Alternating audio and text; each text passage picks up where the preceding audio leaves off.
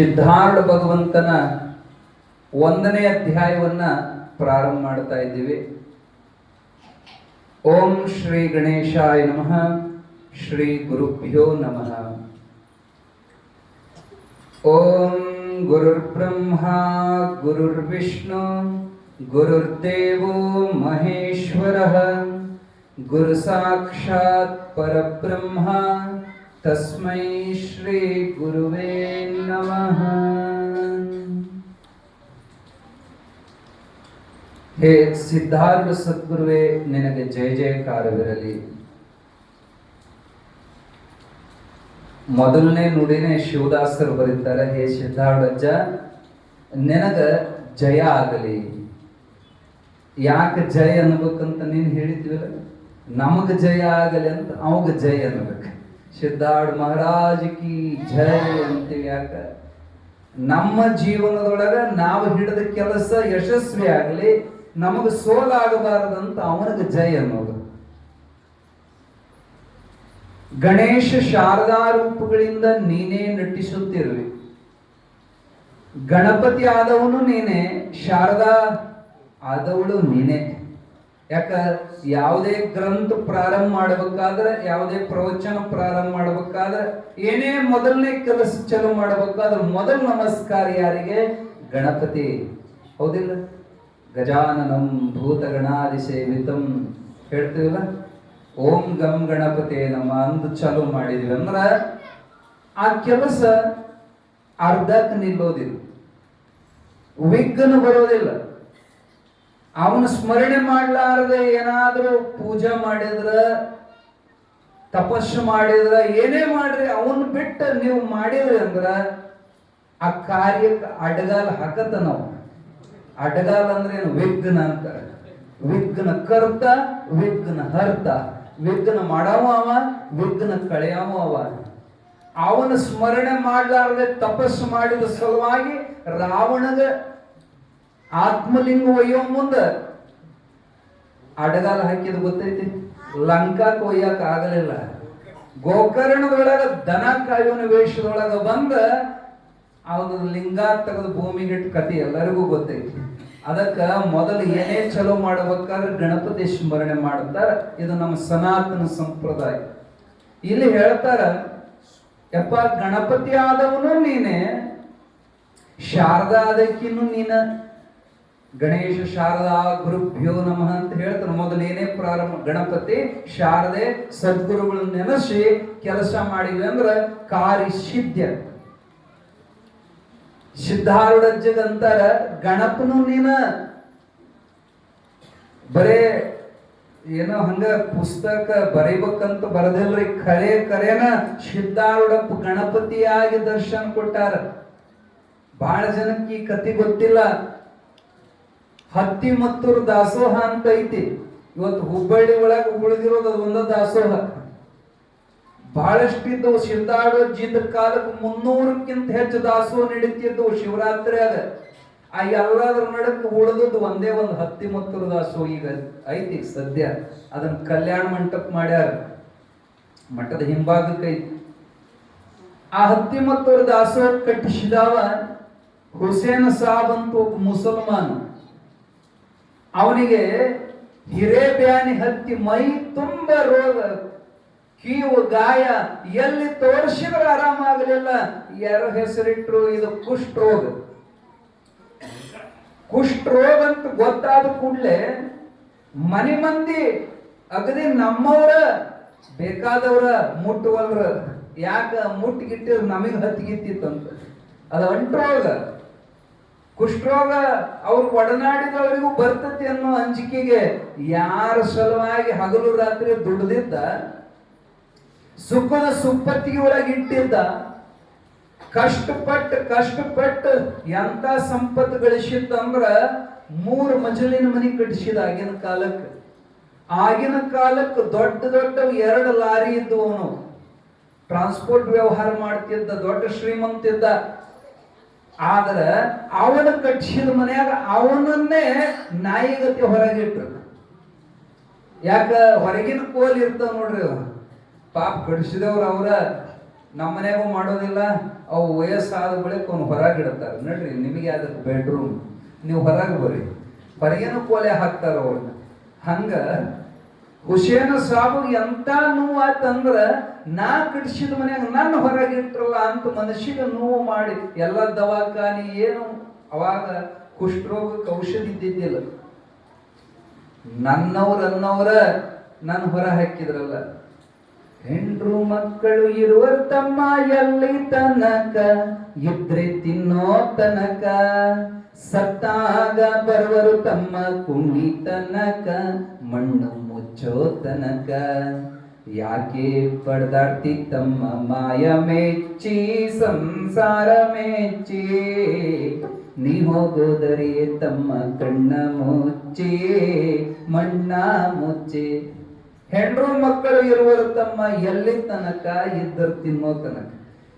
ಎಲ್ಲಿ ತನ ಚಲೋ ಇರ್ತವಿ, ನಮ್ಮವ್ರು ಅಂತಾರ.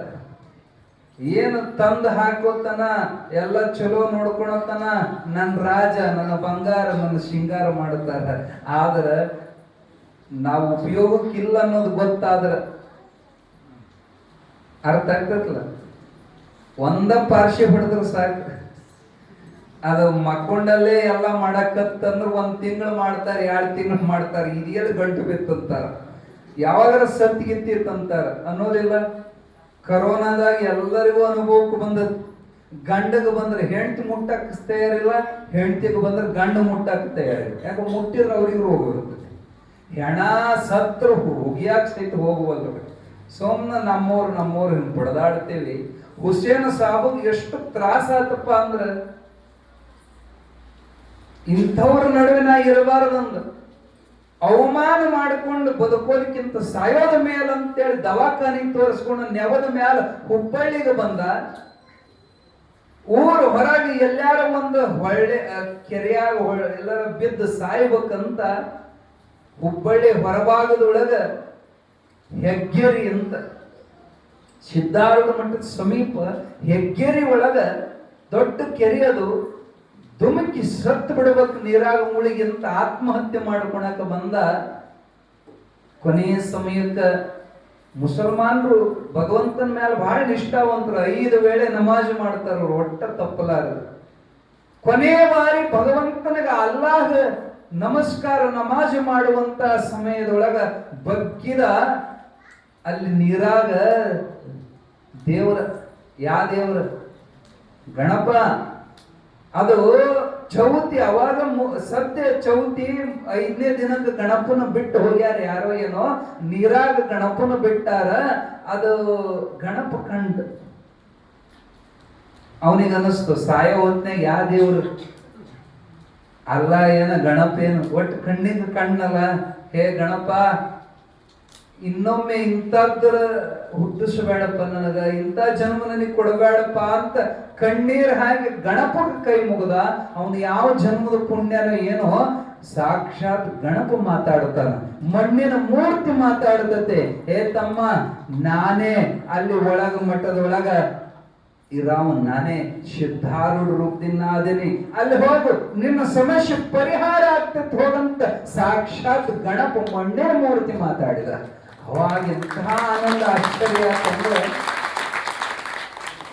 ನೋಡ್ರಿ. ರೋಗ ಬಂದ ಹೊತ್ನ್ಯಾಗ, ಸಾವು ಬಂದ ಹೊತ್ನ್ಯಾಗ, ಯಾ ದೇವರಾದ್ರೇನು, ಯಾ ಜಾತಿ ಆದ್ರೇನು, ಯಾ ಗುರು, ಎಲ್ಲರ ನನ್ನ ಪರಿಹಾರ ಆದ್ರೆ ಸಾಕಂತ. ನಿನ್ನೆ ನೋಡಿದ್ವಿ ನಾವು, ವಾಕಿಂಗ್ ಮುಗಿಸಿ ಬರಾಕತ್ತಿದ್ವಿ. ನಿನ್ನೆಲ್ಲ ಇವತ್ತು ಬೆಳಗ್ಗೆ ವಾಕಿಂಗ್ ಮುಗಿಸಿ ಬರಾಕತ್ತಿದ್ವಿ ಗಾಡ್ಯಾಗ. ಮುಸಲ್ಮಾನರು ಹೆಣ್ಮಕ್ಳು ಸಹಿತ ಆ ಚೌಡೇಶ್ವರಿಗೆ ಹೊಂಟಿದ್ರು ಬುರ್ಕ ಹಾಕೊಂಡ್ರೆ. ತ್ರಾಸು ಬಂದಾಗ ಯಾವ ದೇವ್ರೇನು, ಒಟ್ಟು ಆರಾಮಾದ್ರೆ ಸಾಕು, ಚಲೋ ಆದ್ರೆ ಸಾಕು, ಹೌದಿಲ್ಲ?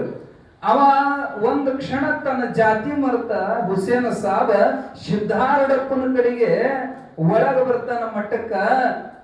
ಅಲ್ಲಿ ವಿಭೂತಿ ಹಚ್ಕೊಂಡು ಎಲ್ಲ ಒಳಗ ಹೋಗಿದ್ರ. ನೀವು ಹಚ್ಕೊಳ್ಳೋ ಬ್ಯಾಡು, ಯಾಕೆ ಅವ್ರು ಹಚ್ಕೊಳ್ಳೋದಿಲ್ಲ, ಕುತ್ತಿಗೆ ಹಚ್ಕೊಂತಾರ ಅವ್ರು. ಆಯ್ತು, ಅದ ಅಂಗಾರ ತಗೊಂಡು ಕುತ್ತಿಗೆ ಹಚ್ಕೊಂಡ ಸಿದ್ಧಾರೂಢಪ್ಪನ ಕಡೆಗೆ ಹೋಗಿ ನೋಡೋದ್ರೊಳಗೆ ಎಂತ ಪರಮಾಶ್ಚರ್ಯ ಅಂದ್ರ, ಜಗದ್ಗುರು ಸಿದ್ಧಾರೂಢಪ್ಪ ಅವ್ರು ಅಂತಾರ, ಏನಪ್ಪಾ ಗಣಪ ಕಳಿಸಿದ್ ನಾನು ನಿನ್ನ. ಅಲ್ಲಿ ಕಳಿಸಿದಿಲ್ಲ ಹೇಳಿದ್ರು. ಗಣಪ್ ಕಳಿಸಿದ್ನನು ನಿನ್ನೊಂದು ಕೂಡಲೇ ಇವನ್ ಮೈಯಾಗಿನ ಕೂದಲು ನೆಟ್ಟಕ ಅದು ಕಣ್ಣಾಗ ಆನಂದ ಕಣ್ಣೀರು ಬಂತು. ಸಾಷ್ಟಾಂಗ ನಮಸ್ಕಾರ ಹಾಕಿದ. ಸದ್ಗುರುನಾಥ, ಅವನೇ ನೀನೇ ಅವನು ಯಪ್ಪ, ಭೇದ ಇಲ್ಲ ನಿಮ್ಮಿಬ್ಬರೊಳಗ. ಅವನ್ ಹೇಳ್ಯಾನ, ನಾನೇನು ಒಳಗ್ ಕುಂತೀನಿ ಹೋಗಂತ ಕಳಿಸ್ಯಾನ. ಅಪ್ಪ ನನ್ನ ಉಳಿಸು ಸ್ವಾಮಿ, ನನಗೆ ಹತ್ತಿದ ಹಿರೇಬ್ಯಾನಿ ಇಲ್ಲದಂಗ ಮಾಡು ಸ್ವಾಮಿ ಅಂತ ಕಣ್ಣೀರು ಹಾಕಿದಾಗ ಸಿದ್ಧಾರೂಢಪ್ಪರು ಅಂತಾರೆ, ಬರಲುಳ್ಳ ದುಃಖವನ್ನು ಅನುಭವಿಸದೆ ಬೇರೆ ಅದಕ್ಕೆ ವಿಧಿ ಇಲ್ಲ. ಪ್ರಾರಬ್ಧ ಕರ್ಮ ಉಂಡೆ ತೀರಬೇಕು. ನೀವು ಮಾಡಬಾರದು ಮಾಡಿ ಮುಚ್ಚಿ ಹಾಕಬಹುದು, ಏನಾರ ದುಡ್ಡು ಕೊಟ್ಟು ಮುಚ್ಚಿ ಹಾಕಬಹುದು, ನೋಡಬಾರ್ದು ನೋಡಿ ಹಿಸ್ಟ್ರಿನ ಈಗ ಇರ್ತಾವ ಮೊಬೈಲ್ದಾಗ ಎಲ್ಲ ಡಿಲೀಟ್ ಮಾಡಬಹುದು. ಖರೆ ನಿಮ್ ಕರ್ಮ ಡಿಲೀಟ್ ಮಾಡಕ್ಕೆ ನಿಮಗೆ ಬರೋದಿಲ್ಲ.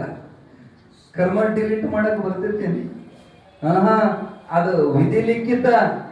ಬಾರದು ಬಪ್ಪದು ತಪ್ಪದು ಬಂದ ಹಣೆ ಬರ ಉಂಡತ್ತಿರ್ಬೇಕು.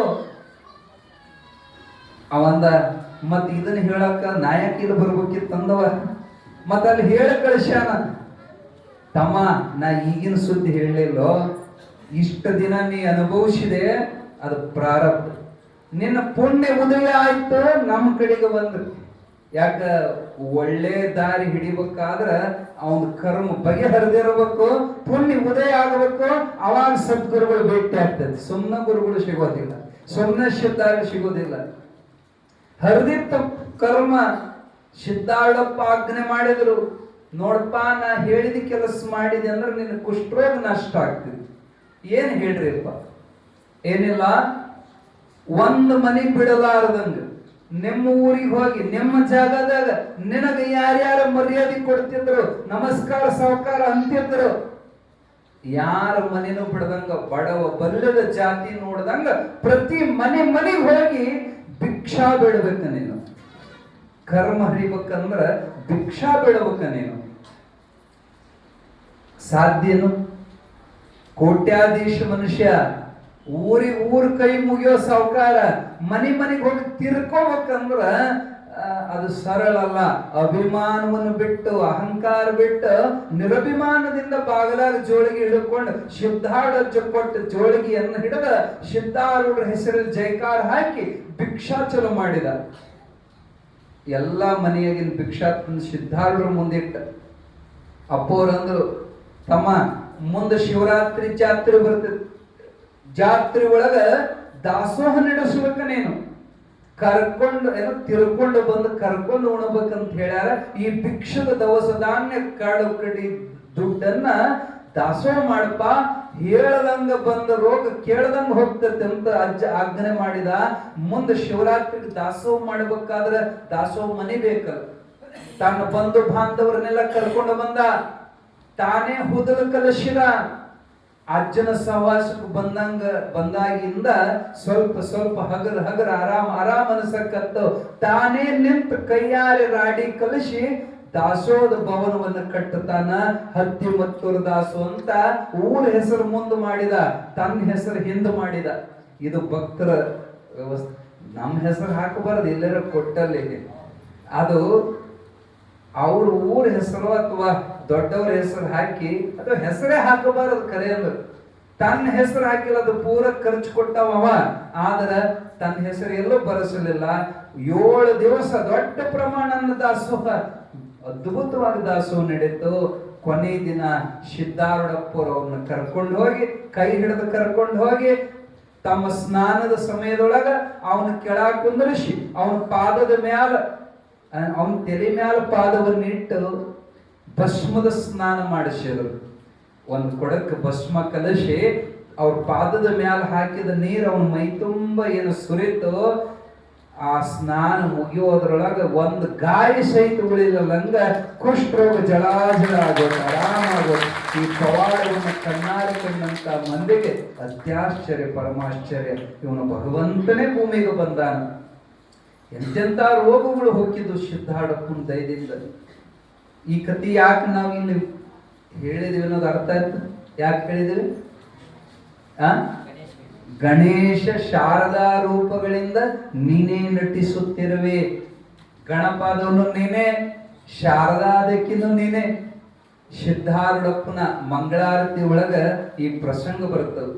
ಶ್ಯಾಮಧಾಮ ಶ್ರೀರಾಮ ಭಿನ್ನ ಶಂಕರ ನೀನಿರುವೆ, ಗುರುವರ ಶಂಕರ ನೀನಿರುವೆ. ಕಾಮ ಕ್ರೋಧವ ನಾಶಿಸಿ ಜಗದೊಳು ಶಾಂತಿಯ ಬೇರೆ ಗುರುವರ ಶಾಂತಿಯ ಬೇರೆ.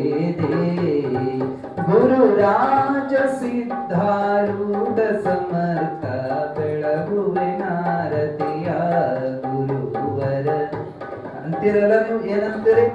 ಶ್ಯಾಮಧಾಮ ಶ್ರೀರಾಮ ಭಿನ್ನ ಶಂಕರ ನೀನಿರುವೆ. ಶ್ಯಾಮದವನು ನೀನ, ರಾಮದವನು ನೀನ. ಶ್ಯಾಮ ಅಂದ್ರೆ ಕೃಷ್ಣ. ಸ್ವತಃ ಕೃಷ್ಣನಾಗಿ ದರ್ಶನ ಕೊಟ್ಟಾರ ಸಿದ್ಧಾರೂಢಪ್ಪರು. ರಾಮಕೃಷ್ಣ ರಾಯ್ ಅಂತ ಹೇಳಿ. ರಾಮಕೃಷ್ಣ ರಾಯರು ಯಮುನಾಬಾಯಿ ಎನ್ನುವಂತ ಹೆಣ್ಣುಮಗಳ ಅಪ್ಪ. ಆ ಯಮುನಾಬಾಯಿ ಯಾರ ಹೆಂಡತಿ ಅಂದ್ರೆ ದತ್ತೋಪಂತನ ಹೆಂಡತಿ. ಅವ್ರ ಕತಿ ಮುಂದೆ ಪ್ರಸಂಗ ಬಂದಾಗ ಹೇಳ್ತೀವಿ.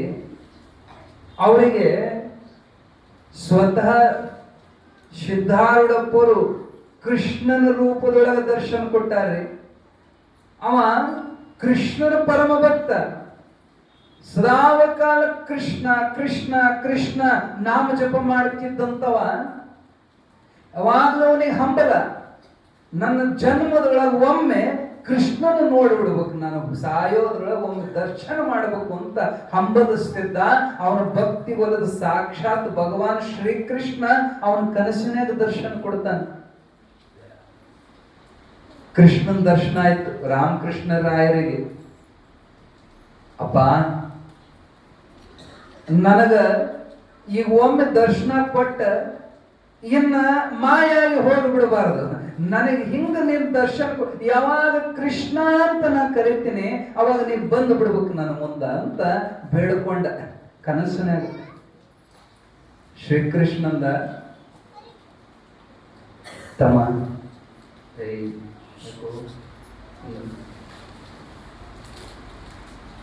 ತಮ್ಮ, ನನಗ ನನ್ನ ರೂಪ ಸದಾ ನಿನ್ನ ಜೊತೆಗೆ ಇರಬೇಕಾಗಿತ್ತ.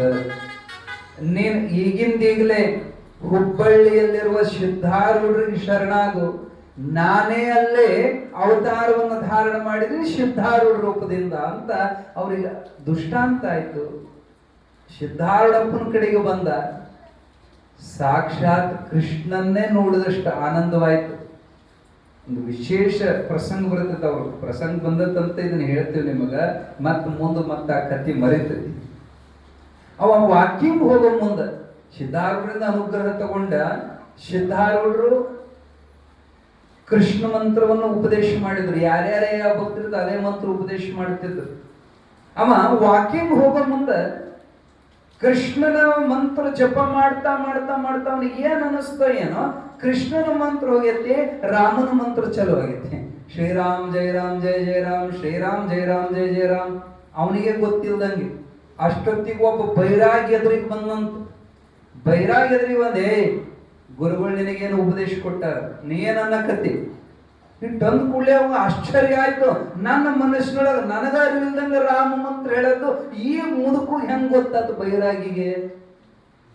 ಮಹಾತ್ಮ ನಿನಗೆ ಹೆಂಗ್ ಗೊತ್ತಾತು ಅಂದ ಕೂಡಲೇ, ನೋಡಪ್ಪ ಗುರು ಏನು ಉಪದೇಶ ಮಾಡ್ಯಾನ ಅದ ಜಪ ಮಾಡಬೇಕು, ಬ್ಯಾರೆ ನಮ್ಗೆ ತಿಳಿದಂಗ ಮಾಡಬಾರದು ಅಂತ ಹೇಳಿ ಅವ್ರಂದ್ರು. ನಿನ್ನ ಕಿಶೆದಾಗ 7 ಮೊಹರು ಅಂದ್ರೆ 7 ಅಣಿ ದುಡ್ಡು ಅದಾವ, ಅವ್ನು ನನಗೆ ಕೊಡು. ಅವನಿಗೆ ಕೈ ಹಾಕಿ ನೋಡಿದ್ರೆ ಎಂತ ಆಶ್ಚರ್ಯ, ₹1 ಹೆಚ್ಚಿಲ್ಲ, ₹1 ಕಮ್ಮಿ ಇಲ್ಲ. 7 ಮೊಹರು ದುಡ್ಡಿದ್ದವು.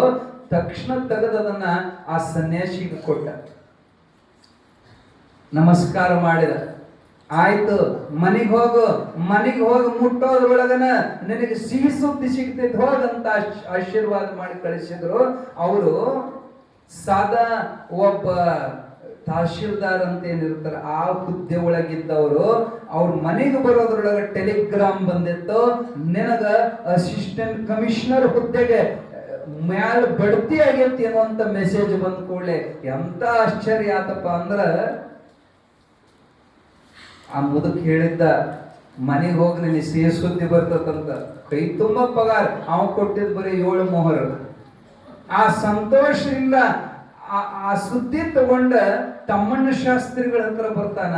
ಅವ್ರ ಮುಂದ, ಯಾಕ ಅವನಿಗೆ ಮೊದಲು ಸಿದ್ಧಾರ್ಢನ್ ತೋರಿಸಿದಂತ ತಮ್ಮಣ್ಣ ಶಾಸ್ತ್ರಿನೇ ಅವ್ರ ಮುಂದೆ ಹೇಳಿದಾಗ ಅವನ್ ತನ ಬಂದ ಬೈರಾಗಿ ಬಹುಶಃ ಬೇರೆ ಯಾರಲ್ಲ, ಯಾಕ ಮನಸ್ಸಿನ್ಯಾಗ ರಾಮನಾಮ್ ಜಪ ಆಗಿದ್ ಗೊತ್ತಾಗಿದ್ ನಿನಗೆ ಎಚ್ಚರ ಮಾಡ್ಯಾನಂದ್ರ ಸಿದ್ಧಾರೂಢನೇ ಬೈರಾಗಿ ರೂಪದಾಗ ಬಂದಾನ, ನಡಿ ಹೋಗೋಣ ಅಂತ ಅವ್ರನ್ನ ಕರ್ಕೊಂಡು ಸಿದ್ಧಾರೂಢ ಮಠಕ್ಕೆ ಬಂದ್ರ ಎಲ್ಲಾ ಕಥೆಯನ್ನು ಹೇಳಿದಾಗ ಸಿದ್ಧಾರೂಢರು ಅಂತಾರ, ಹೌದಾ ಬಹುಶಃ ಅದ ಬೈರಾಗಿರ್ಬೇಕು, ನನಗ ಬಂದ 7 ಮೊಹರಗಳನ್ನು ಕೊಟ್ಟು ಹೋಗ್ಯಾನ, ಇವನು ನಿನ್ನ ಮೊಹರ ಅಂತಂದು ಸಿದ್ಧಾರೂಢ ತೋರ್ಸತ್ತಂತ.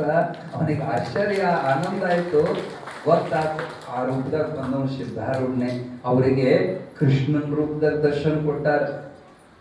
ಹಳಿಯಾಳಕರ ಸಂತರು ಹೊಟ್ಟಿ ತುಂಬಲದ ಸಲುವಾಗಿ ಗೋಕರ್ಣವನ್ನು ಬಿಟ್ಟು ಹಳಿಯಾಳದಾಗ ಬಂದು ಉಳಿದ ರಾಮದೇವರ ಪೂಜಾರಿ ದಿನನಿತ್ಯ ರಾಮ ಉಪಾಸನೆ ಮಾಡಿ ಗುಡಿ ಒಳಗ ಉಪಜೀವನ, ಯಾಕ ಅರ್ಚಕರು ಬಂದ್ ಕಾಣಿಕೆ ದುಡ್ನ್ಯಾಗ ಮನೆ ನಡೆಸ್ತಿದ್ರು.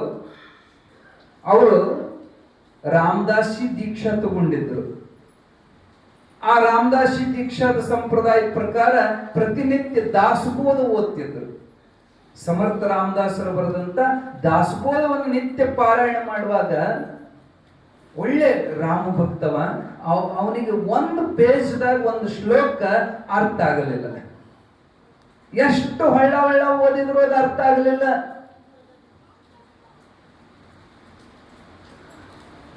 ಬಹುಶಃ ಇದು ಯಾರು ಒಬ್ರು ಶಾಣ್ಯರು ಜ್ಞಾನಿಗಳು ಮಹಾತ್ಮರು ಸಿಕ್ಕರಂದ್ರ ಅವ್ರ ಕಡೆಗೆ ಇದನ್ನ ಬಗೆಹರಿಸೋಣ ಅಂತೇಳಿ ಅದನ್ನ ಮಾರ್ಕ್ ಮಾಡ್ಬೇಕಲ್ಲ, ಅಲ್ಲಿಗೆ ಗುರ್ತು ಮಾಡೋ ಸಲುವಾಗಿ ಒಂದು ದಾರ ಅಲ್ಲಿಗೆ ಅಡ್ಡ ಹಾಕಿ ಮುಂದಿನ ಪೇಜ್ ಓದ್ಕೊಂತ ಹೋದ.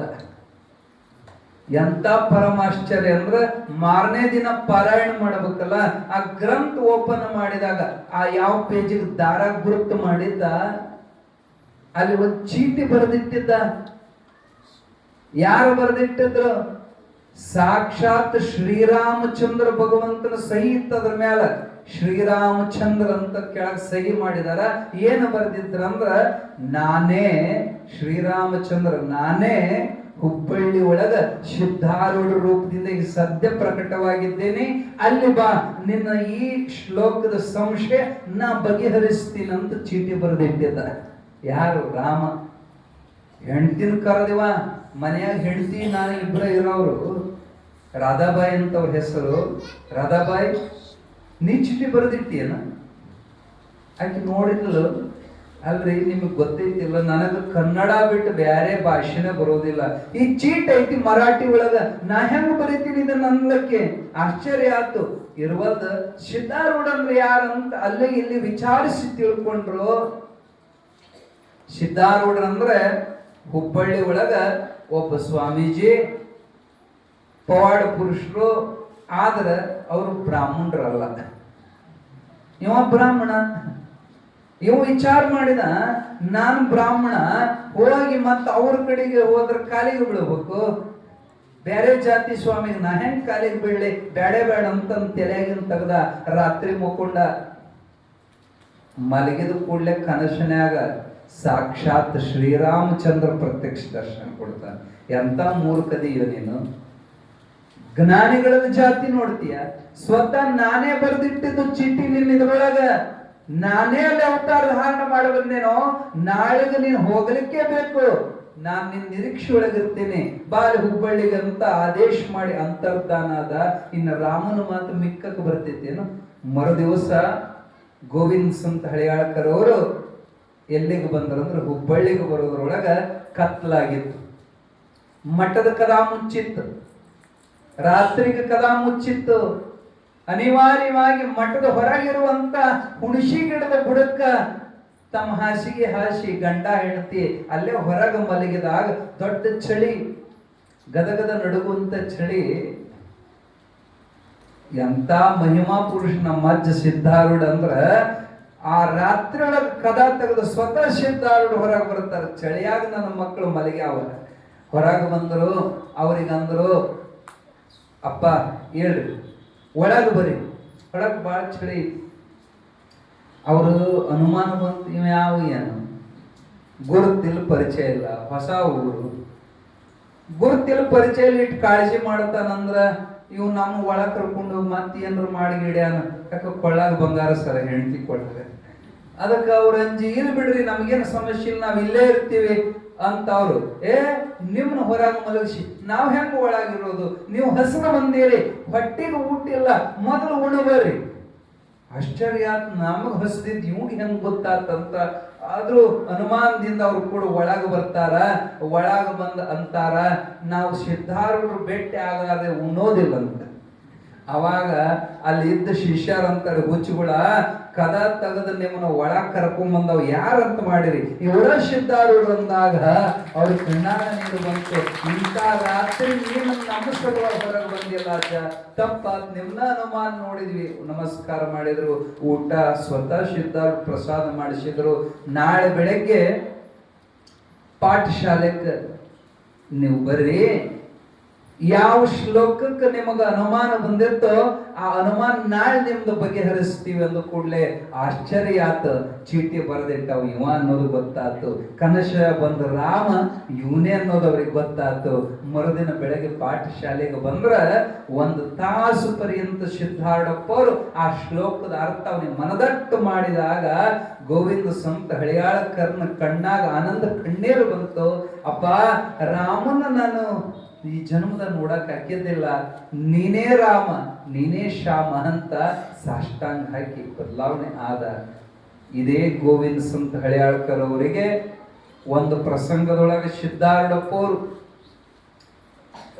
ಯಾಕ ಇವತ್ತು ಇದನ್ನೇ ಹೇಳ್ಬೇಕಾಗಿತ್ತು. ಇಲ್ಲಿ ಹೇಳ್ತಾರೆ, ಎಲ್ಲಾ ದೇವರುಗಳ ರೂಪದಿಂದ ನೀನೇ ವ್ಯವಹರಿಸುತ್ತೆ, ಕಮಲಾಸನನಾದ ಬ್ರಹ್ಮನ ರೂಪದಿಂದ ನೀನೇ ಜಗತ್ಕರ್ತನು, ವಿಷ್ಣು ರೂಪದಿಂದ ನೀನೇ ವಿಶ್ವವನ್ನು ಪಾಲಿಸುತ್ತಿ, ರುದ್ರ ರೂಪದಿಂದ ಸಂಹಾರಕರ್ತನು ನೀನೇ ಆಗಿರುತ್ತಿ ಅಂತ ಈಗ ಸದ್ಯ ಮುಂದಿನ ನುಡಿ ಅದೇ ಐತಿ. ಅದಕ್ಕೆ ಇವತ್ತು ಪೂರ ಇದನ್ನೇ ಹೇಳೋದೇ. ನೀವು ಎಷ್ಟು ದೇವ್ರಿಗೆ ನಡ್ಕೊಂತೀರ, ಎಲ್ಲ ದೇವ್ರ ರೂಪದಾಗಿರವ ನಮ್ಮ ಅಜ್ಜ ಸಿದ್ಧಾರೂಢ.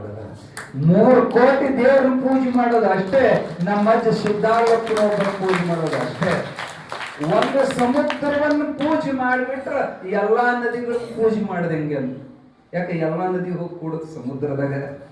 ಅಬ್ಧಿ ಅಪಾರ ಸ್ವರೂಪ ಮಮ ಲಹರಿ ವಿಷ್ಣು ಗಣೇಶ್, ವಿಧಿ ರವಿ ಚಂದ ವರುಣ ಯಮ ಶಕ್ತಿ ಧನೇಶ್ ಗಣೇಶ್ ಹೇಳ್ತಾರ. ಒಂದು ಸಮುದ್ರಕ್ಕೆ ಅಲಿಗಳು ಬರ್ತಾವ, ಸಾವಿರಾರು ಅಲಿಗಳು ಬರ್ತಾವ. ಅಲಿಗಳು ಬೇರೆ ಬೇರೆ, ಒಂದು ದೊಡ್ಡದ ಒಂದು ಸಣ್ಣದ. ಅಲ್ಲಿ ನೋಡಾಕ ಬೇರೆ ಬೇರೆ ಕಾಣಬಹುದು, ಆದ್ರೆ ಹುಟ್ಟಿದ್ದು ಸಮುದ್ರದಾಗ ಮತ್ತೆ ಲಯ ಆಗೋದು ಸಮುದ್ರದೊಳಗೆ. ಹಂಗ ಪರಮಾತ್ಮ ಕರೆನ ಒಬ್ಬರದ. ನಾವು ಭ್ರಮಕ್ಕೆ ಬಿದ್ದು ನಮ್ಮ ದೇವ್ರ ಹೆಚ್ಚ, ನಮ್ಮ ದೇವ್ರ ಹೆಚ್ಚ, ನಮ್ಮ ಗುರುಗಳು ಹೆಚ್ಚ, ನಮ್ಮ ಗುರುಗಳು ಹೆಚ್ಚ. ನಮ್ಮ ದೇವ್ರ ಬೆಂಕಿದ್ದಂಗ ಅಂತ ಒಬ್ರು, ನಮ್ಮ ದೇವ್ರು ಬಹಳ ಹಸುವಾದದ್ದು, ಬೆಂಕಿದ್ದಂಗ. ಇನ್ನೊಬ್ಬಂತ, ನಿಮ್ಮ ದೇವ್ರು ಬೆಂಕಿ ಆದ್ರೆ ನಮ್ಮ ದೇವ್ರು ನೀರಿದ್ದಂಗ. ನೀರು ಹೋಯ್ದ್ರೆ ಬೆಂಕಿ ತಣ್ಣದ. ನಮ್ಮ ದೇವ್ರು ನಿಮ್ಕೂ ದೊಡ್ಡದ. ಎಷ್ಟು ಹೊಡೆದಾಡಿ ಸಹಾಯಕತ್ತೇವಿ, ಬರೀ ದೇವ್ರ ಸಲುವಾಗಿ ಹೊಡೆದಾಡಿ ಸಹಾಯಕತ್ತೇವ್. ನಮ್ಮ ದೇವ್ರು ನಮ್ಮ ದೇವ್ರು, ನಮ್ದು ಗಂಡ ದೇವ್ರು, ನಮ್ದು ಹೆಣ್ಣು ದೇವ್ರು, ನಮ್ದು ಉಗ್ರ ದೇವ್ರು, ನಮ್ದು ಶಾಂತ ದೇವ್ರು ಅನ್ನೋದಿಲ್ಲ. ಇಲ್ಲ, ಯಾರ್ಯಾರ ಟೇಸ್ಟ್ ಹೆಂಗೈತಿ ಹಂಗಂಗ ಭಗವಂತ. ಕೆಲವ್ರಿಗೆ ಹೆಣ್ಣು ದೇವ್ರು ಹಿಡಿಸ್ತಾವ, ಕೆಲವ್ರಿಗೆ ಗಂಡು ದೇವ್ರು, ಕೆಲವರಿಗೆ ಶಾಂತ ಮೂರ್ತಿ ಹಿಡಿಸ್ತಾವ, ಕೆಲವರಿಗೆ ಉಗ್ರ ಅಂದ್ರೆ ಅರ್ಥಕ್ಕಲ್ಲ. ನ್ಯಾಲಿಗೆ ಹಿರ್ಕೊಂಡು ಕಣ್ಣು ಕಿಸ್ಕೊಂಡು ಕ್ವಾರಿ ಹಲ್ಲ ಬಿಟ್ಟುಕೊಂಡ ಕೈಯ ಕತ್ತಿ ಹಿಡ್ಕೊಂಡು ಎಡಗೈಯ ರಕ್ತ ಪಾತ್ರ ಹಿಡ್ಕೊಂಡು ತಲೆ ಕಡದ ರುಂಡ ಮಾಲೆ ಹಾಕೊಂಡದು ಕೆಲವರಿಗೆ ಹಿಡಿಸ್ತಾವ. ಕೆಲವರಿಗೆ ಪ್ರಸನ್ನವಾಗಿ ನಗನಗತಾ ಕೂತಿರುವಂತ ಮಾತೃ ಸ್ವರೂಪ ಹಿಡಿಸ್ತದೆ. ಹಂಗಂತ ಅವ್ರ ಕೆಟ್ಟ ಇವ್ರು ಚಲೋ ಅಲ್ಲ. ಸತ್ವ ರಾಜಸ ತಾಮಸ ಮೂರು ಪ್ರಕಾರದ ಗುಣಗಳು ಉಳ್ಳವರಿಗೆ ಮೂರು ರೂಪಗಳ ಭಗವಂತನ ದರ್ಶನ ಆಗ್ತದೆ. ಅದಕ್ಕೆ ನಾವು ಹೊಡೆದಾಡಿಸಬಾರ್ದು. ರೂಪ ಬೇರೆ ಇರಬಹುದು, ಒಳಗಿರೋ ಪವರ್ ಮಾತ್ರ ಒಂದೇ. ಈಗ ನಾವು ಮಾತಾಡೋ ಶಬ್ದ ನಿಮಗೆ ಜೋರು ಕೇಳಕತ್ತೈತಲ್ಲ, ಯಾತ್ರಿಂದ ಈ ಮೈಕಿಂದ. ಈ ಮೈಕ್ ಅವಾಜ್ ಮಾಡಕ, ಇಲ್ಲಿ ಲೈಟ್ ಫುಲ್ ಬೆಳಕು ಮಾಡೈತಿ, ಹೌದಾ? ಈ ಫ್ಯಾನ್ ಗಾಳಿ ಬೀಸಕತ್ತೈತಿ, ಕೆಲಸ ಬೇರೆ ಬೇರೆ ಮಾಡಾಕತ್ತೇವ್, ಗಾಳಿ ಬೀಸಕತ್ತೈತಿ, ಶಬ್ದ ಮಾಡಾಕತ್ತೈತಿ, ಬೆಳಕು ಮಾಡೈತಿ, ಕೆಲಸ ಬೇರೆ ಬೇರೆ ಅದಾವ. ಆದ್ರೆ ಇದು ಎಲ್ಲದ್ರ ಒಳಗಿರೋ ಪವರ್ ಒಂದೇ, ಕರೆಂಟ್ ಐತಿ, ಹೌದಿಲ್ಲ? ಹಂಗ ಒಬ್ಬ ಸೃಷ್ಟಿ ಮಾಡಾಕತ್ಯಾನ, ಒಬ್ಬ ಲಯ ಮಾಡಾಕತ್ಯಾನ, ಒಬ್ಬ ಪಾಲನೆ ಮಾಡಾಕತ್ಯಾನ, ಒಬ್ಬ ಗಾಳಿ ಬೀಸಾಕತ್ಯಾನ, ಒಬ್ಬ ಮಳಿ ಸುರಿಸಾಕತ್ಯಾನ, ಒಬ್ಬ ಸೂರ್ಯನಾಗಿ ಬೆಳಕು ಮಾಡಾಕತ್ಯಾನ, ಒಬ್ಬ ವಾಯುವಾಗಿ ನಮಗೆಲ್ಲ ಗಾಳಿ. ಕೆಲಸ ಬೇರೆ ಬೇರೆ. ಅವನು ಒಬ್ಬದ ಜೀವವಯವ ಯಮ, ಅಷ್ಟದಿಕ್ಪಾಲಕರ ರೂಪದಿಂದ ಕೆಲಸ ಬೇರೆ ಬೇರೆ ಅದಾವ್ರಿ. ಆದ್ರೆ ಒಳಗಿರೋ ಪವರ್ ಮಾತ್ರ ಒಂದೇ, ಆ ಭಗವಂತ ಒಬ್ಬನ. ಸುಮ್ಮನೆ ಹೊಡೆದಾಡಿ ಸಾಯಬೇಡ್ರಿ. ನಮ್ಮ ಗುರುಗಳು ಹೆಚ್ಚು, ನಿಮ್ಮ ಗುರುಗಳು ಕಮ್ಮಿ. ಅಲ್ಲಾ ಬೇರೆ, ಯೇಸು ಬೇರೆ, ಶಿವ ಬೇರೆ, ಎಲ್ಲ ನಮ್ಮ ಭ್ರಮ. ಹೇಳೋದೇನಂದ್ರೆ ಎಲ್ಲಾ ರೂಪಕ್ಕೆ ಮೂಲ ರೂಪ ಏನೈತಲ್ಲ ಸ್ವರೂಪ ಅಂತ ಕರೀತಾರ, ಅದ ಆತ್ಮ ಅಂತಾರ, ಅವನಿಗೆ ಪರಮಾತ್ಮ ಅಂತಾರ. ಅವ ಒಬ್ಬನೇ ಬೇರೆ ಬೇರೆ ರೂಪದಾಗ ಅದಾನೆ, ಅವನೇ ಜಗದ್ಗುರು ಸಿದ್ಧಾರೂಢ ಪರಮಾತ್ಮ. ಈ ಭೂಮಿಗೆ ಮೂಲ ಪರಬ್ರಹ್ಮ ಗುರು ಬ್ರಹ್ಮ, ಗುರು ವಿಷ್ಣು, ಗುರುದೇವೋ ಮಹೇಶ್ವರ, ಗುರು ಸಾಕ್ಷಾತ್ ಪರಬ್ರಹ್ಮ, ತಸ್ಮೈ ಶ್ರೀ ಗುರುವೇ ನಮಃ ಅಂತ ಎಲ್ಲರಿಗೂ ಗೊತ್ತು. ಆ ಪರಬ್ರಹ್ಮ ಅಂದ್ರೆ ಮೂಲ ಸಚ್ಚಿದಾನಂದ ಸಮುದ್ರ, ಅವನೇ ಇದಾನ. ಅಂತ ಸಚ್ಚಿದಾನಂದ ಯಾರ್ಯಾರು ಯಾವ ರೂಪ ಇಷ್ಟಪಡ್ತಾರ ಅವರವರಿಗೆ ಅವರ ರೂಪದೊಳಗೆ ಸಿದ್ಧಾರ್ಥ ದರ್ಶನ ಕೊಟ್ರು. ಅಕ್ಕಲಕೋಟಿ ಶರಣಪ್ಪ ಲಿಂಗವಂತ 3 ವೇಳೆ ಲಿಂಗ ಪೂಜೆ ಮಾಡವ. ಲಿಂಗಾಂಗ ಸಾಮರಸ್ಯ ತ್ರಾಟಕ ಯೋಗ ಮಾಡಕತ್ತಂದ್ರ ದೇಹವನ್ನ ಮರ್ತ ಕೈ ಕೆಳಗ ಬಿದ್ದರೂ ಸಹಿತ ಲಿಂಗ ಅಂತರ ನಿಲ್ತಿತ್ತ. ಅವನಿಗೆ ಪ್ರಜ್ಞಾ ತಪ್ಪಿ ಕೈ ಕೆಳಗ ಬಿದ್ದರೆ ಲಿಂಗ ಅಂತರ ನಿಲ್ತಿತ್ತ ಅವನ ದೃಷ್ಟಿ. ಅಂತ ಪವಾಡ ಪುರುಷ. ಅಕ್ಕಲಕೋಟಿ ಶರಣಪ್ಪಗ ಸಿದ್ಧಾರೂಢರ ಮಹಿಮಾ ಕೇಳಕ್ ಸಿಗುತ್ತೆ. ಸ್ವತಃ ಅವ್ರ ಗುರುಗಳು ಹೇಳ್ತಾರ, ಹುಬ್ಬಳ್ಳಿ ಎಂಬುದು ಕೈಲಾಸ, ಸಿದ್ಧಾರೂಢ ಪರಮೇಶ್ವರ. ನೀವು ಹುಬ್ಬಳ್ಳಿಗೆ ಹೋದ್ರೆ ಇವತ್ತು ಸಾಕ್ಷಾತ್ ಕಲ್ಯಾಣದ ಬಸವಣ್ಣನ ನೋಡಬಹುದು. ಹುಬ್ಬಳ್ಳಿ ಎಂಬುದು ಕಲ್ಯಾಣ, ಸಿದ್ಧಾರೂಢ ಬಸವಣ್ಣ. ಬಸವಣ್ಣನ ಮರು ಅವತಾರ ಹುಬ್ಬಳ್ಳಿ ಸಿದ್ಧಾರೂಢದನ ಅಂತ ಹೇಳಿದಾಗ ಯಪ್ಪ ಅವ್ರು ಹೆಂಗದಾರ, 8 ವೇಳೆ ಲಿಂಗ ಪೂಜೆ ಮಾಡ್ತಾರ. ಅವರು ಯಾವ ಸ್ಥಳದೊಳಗದಾರ? ಪ್ರಸಾದ ಪ್ರಾಣಲಿಂಗಿ ಶರಣ ಐಕ್ಯ ಬರ್ತಾವಲ್ಲ, ಅದ್ರಾಗ ಯಾವ ಸ್ಥಳದಾಗ ಅದಾರ? ಅವ್ರಂದ್ರು ಯಪ್ಪ ಅವ ಜೀವನ್ ಮುಕ್ತದ ಐಕ್ಯ ಸ್ಥಳದಾಗಿರುವಂತವ. ಅವ ಲಿಂಗ ಪೂಜೆ ಮಾಡ್ಕೊಳೋದಿಲ್ಲೋ, ಲಿಂಗನೇ ತಾನಾಗಿ ಆನಂದ ಕೂಡ್ಲೆ ಶರಣಪ್ಪ ಮನಸ್ಸಿಗೆ ಬರ್ಲಿಲ್ಲ. ಇದು ಏನ್ ಹೇಳ್ತೀರಿ ಗುರುಗಳ? ಅಣ್ಣ ಬಸವಣ್ಣ ಹೇಳ್ಯಾನ, ಏನ್ ಹೇಳ್ಯಾನ? ಅಂಗದ ಮ್ಯಾಲ ಲಿಂಗ ಎದ್ರ ಸಾಕ್ಷಾತ್ ಸಂಗಮನಾಥ್ ಅಂತ ಕಾಲಿಗೆ ಬೀಳ್ಬೇಕ. ಯಾರ ಅಂಗದ ಮ್ಯಾಲ ಲಿಂಗ ಇಲ್ಲ ಅಂತ ಭವ್ಯ ಮಾರಿ ಸಹಿತ ನೋಡಬಾರ್ದು. ಮತ್ತ ಇವ ಸ್ವಾಮಿಯಾಗ ಕೊಳ್ಳಾಗ ಲಿಂಗ ಇಲ್ಲ ಅಂದ್ರ ಅವೆಂತ ಬಸವಣ್ರಿ? ಇವ್ರಂದ್ರಲ್ಲ ಬಸವಣ್ಣನ ಅವತಾರದ, ಅವೆಂತ ಬಸವಣ್ರಿ? ಅವಾಗ ಬುದ್ಧಿ ಹೇಳಿ ಅವಾಗ ಉಪದೇಶ ಮಾಡಿ ಲಿಂಗ ಕಟ್ಟಿ ಬರ್ತೀನಿ ನಾನಂತ ಶರಣಪ್ಪ ಹೊಂಟ. ಅಕ್ಕಲಕೋಟಿ ರೇವಣ ಸಿದ್ಧ ಶಿವಶರಣರು ಲಿಂಗ ಕಟ್ಟಾಕೊಂಡ್ರಿ. ಯಾರಿಗೆ? ಸಿದ್ಧಾರೂಢರಿಗೆ. ನಕ್ರವ್ರ ಗುರುಗಳು ಮಲ್ಲಿಕಾರ್ಜುನಗಳು ಏನ್ ಹುಚ್ಚದೀವೋ, ಲಿಂಗಕ್ಕೆ ಲಿಂಗ ಕಟ್ಟಾಕೊಂಡಿ. ನೀವು ಯಾರು ನೋಡಿರೇನು? ಆ ಶಿವನ್ ಫೋಟೋ ಇರ್ತಾವಲ್ಲ ನಿಮ್ಮ ಮನ್ಯಾಗ, ಆ ಶಿವನ್ ಫೋಟೋಕ್ಕ ಶಿವನ್ ಕೊಳ್ಳಾಗ ಗುಂಡಗಡಿಗೆ ಎಲ್ಲರೂ ನೋಡಿರಿ? ಲಿಂಗದ ಕಾಯಿ ಇರ್ತೈತೇನು ಶಿವನ್? ಯಾಕೆ? ಲಿಂಗಕ್ಕೆ ಲಿಂಗ ಅವಶ್ಯ ಐತೆ. ಸಿದ್ಧಾರೂಢನ ಕೊಳ್ಳಾಗ ಲಿಂಗ ಇಲ್ಲ ಅಂತ ಹೇಳಿ ಅನೇಕ ಪಾಪಿಗಳು ಸಿದ್ಧಾರೂಢರಿಗೆ ಕಾಡಿದರು. ಸಿದ್ಧಾರೂಢಪ್ಪಗ ಲಿಂಗ ಕಟ್ಟಕ್ ಅಕ್ಕಲಕೋಟಿ ಶರಣಪ್ಪ ಹುಬ್ಬಳ್ಳಿಗೆ ಬಂದು ಇಳಿದ್ರ ಸಿದ್ಧಾರೂಢ ಟಾಂಗಾ ಗಾಡಿ ಮೇಲೆ ಹತ್ಕೊಂಡು ಭಕ್ತರ ಮನೆಗೆ ಪ್ರಸಾದ ಹೊಂಟಿದ್ರಂತ. ಮಳಿ ಜೋರ್ ಹತ್ತತ್ತು, ಮಳಿ ಸಲುವಾಗಿ ಇವ ಶರಣಪ್ಪ ಹುಣಸಿ ಗಿಡದ ಬುಡಕ್ ಇವತ್ತೇನ ಮಹಾದ್ವಾರ ಐತ್ಲ, ಕಲಗಟ್ಟಿಗೆ ರಸ್ತಾಗ ದೊಡ್ಡ ದ್ವಾರ ಬಾಗಲ ಐತಿ, ಅಲ್ಲಿ ಒಂದು ಹುಣಸೆ ಗಿಡ ಇತ್ತಲ್ಲೇ, ಆ ಹುಣಸೆ ಗಿಡದ ಬುಡಕ್ ಮಳಿ ಸಲುವಾಗಿ ಚಾಟಿಗೆ ನಿಂತಿದ್ ಶರಣಪ್ಪ ಸಿದ್ಧಾರೂಢ ಗಾಡಿ ತರಬಿಸಿದ್ರಂತೆ, ಟಾಂಗ ತರಬ್ರಿ. ಶಿಷ್ಯ ಹೇಳಿದ್ರು, ಏತಮ್ಮ ಹುಣಸೆ ಗಿಡ ಬುಡಕ್ ನಿಂತ ನೋಡು, ಅಕ್ಕಲ ಕೊಟ್ಟಿ ಶರಣಪ್ಪ ಅಲ್ಲಿಂದ ಬಂದಾನಪ್ಪ, ಕರ್ಕೊಂಡ ಬಾಯಿಲ್ ನಾ ಕರೀತೇನಂತ ಹೇಳ.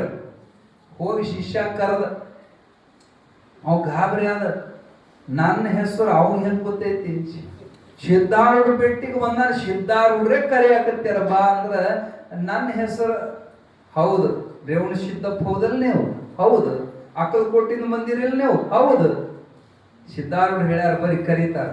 ಆಶ್ಚರ್ಯ ಆತ, ನನ್ನ ಹೆಸರು ಇವ್ರಿಗೆ ಹೆಂಗ್ ಗೊತ್ತಾತಂತ, ನಾನೇ ಅಂತ ಹೆಂಗ್ ಗೊತ್ತ. ಒಬ್ಬರ ಬಂದಿದ್ರು, ಬಂದು ಎದುರಿಗೆ ಬಂದ ಕೂಡ್ಲೆ ಸಿದ್ಧಾರೂಢರಂದ್ರು, ಏನಪ್ಪಾ